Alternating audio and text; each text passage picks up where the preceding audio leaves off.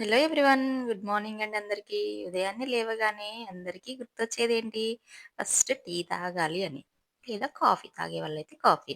ఇంకా టీ అనేది కొంచెం మనకు వ్యసనంలాగే అయిపోయింది కదండీ! ఉదయం లేవంగానే ఫస్ట్ తాగాల్సిందే. తాగకపోతే మనకి ఏ పని అనేది స్టార్ట్ చేయబుద్ధి గాదు గూడా. ఒక పెగ్ అనేది కడుపులో పడితే యాక్టివ్‌గా మనం ఎంతో పని చేస్తుంటాం.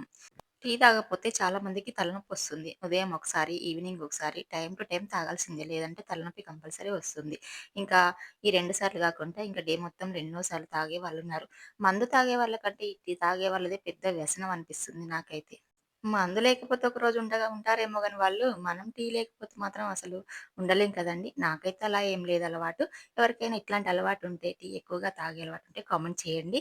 టీ లేకపోతే మాకు తలనొప్పొస్తుందండి, మేము ఉండలేము అనేవాళ్ళు గూడా కామెంట్ చేయండి. అలా ఎంతమందున్నారో తెలుస్తుంది కదా! ఇంకా ఇప్పుడున్న ఈ చలికి మాత్రం అలవాటు లేని వాళ్ళు కూడా టీ అలవాటు చేసుకునేలా ఉన్నారు. అంతుంది చలి.